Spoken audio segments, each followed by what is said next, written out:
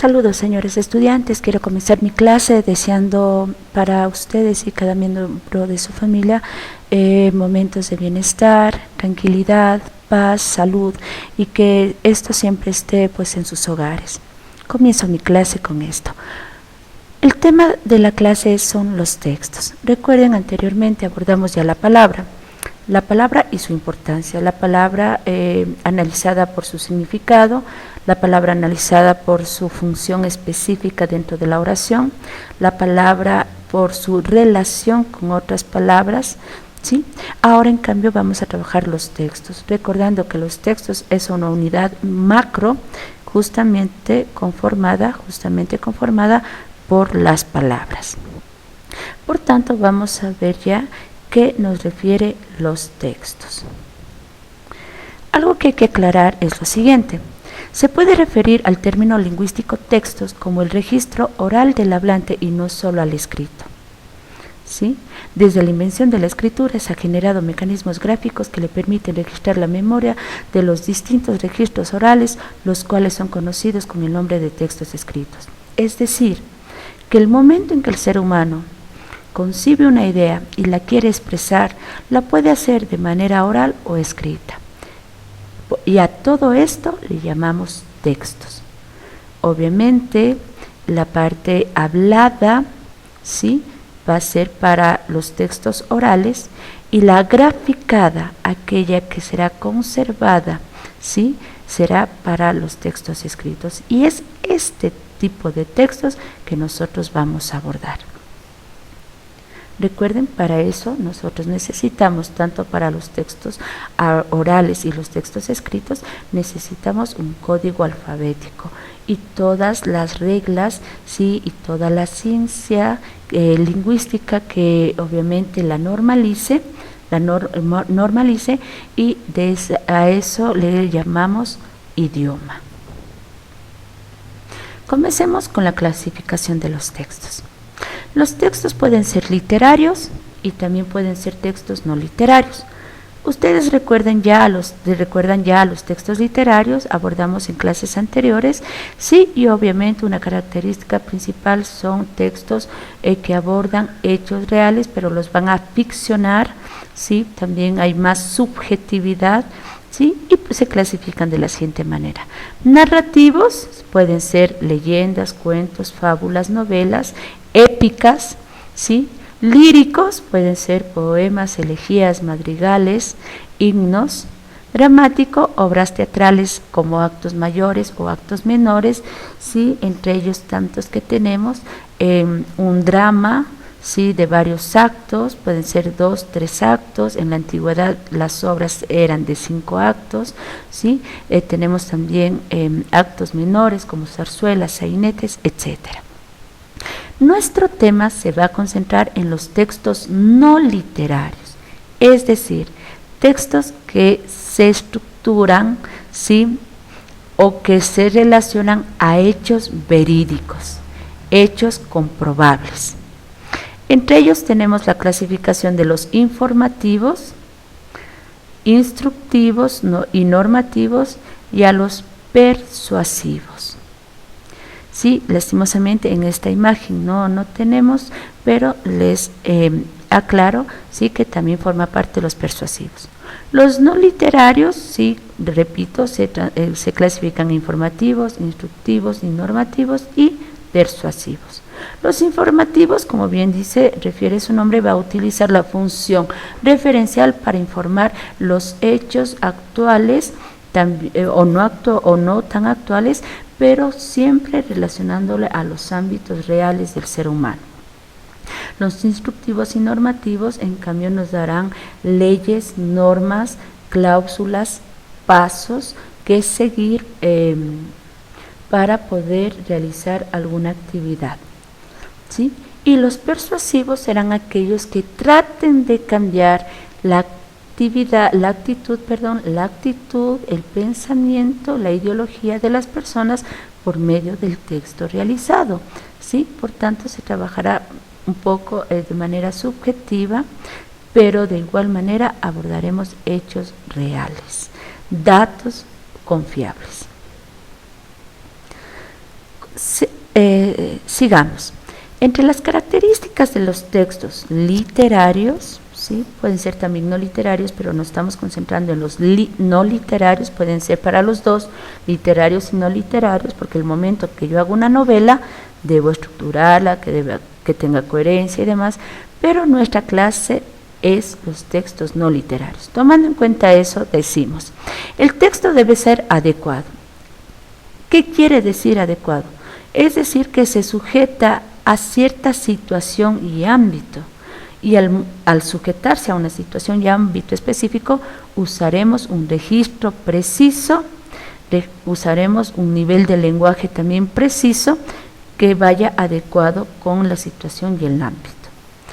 Debe ser coherente, es decir, que todas las palabras que se han ido estructurando deben haber sido analizadas en su significado, justamente para que no se dé ambigüedades, ¿sí? No podemos estar hablando de deportes y pasar abruptamente a hablar del cine.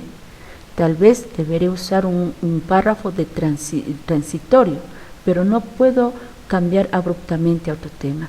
El momento que dice coherencia es que el tema debe estar reflejado en todos los párrafos de mi texto, o en cada parte, introducción, cuerpo, conclusión, cierre, debe estar reflejado, debe estar no visualizando, pero debe entenderse el tema, debe estar presente el tema. Debe poseer cohesión. ¿Qué es cohesión? Que exista relación entre las partes, una relación correcta entre las partes. Y para eso nosotros tenemos recursos de cohesión. Los recursos léxicos, que se va a concentrar en las palabras, significados y demás, función.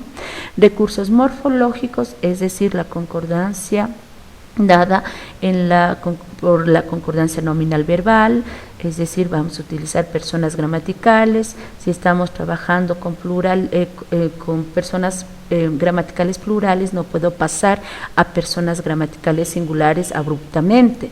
Entonces, a todo esto nos refiere. Y tenemos concordancia articular, sustantival, sustantival verbal y sustantival adjetival. Bien, sigamos.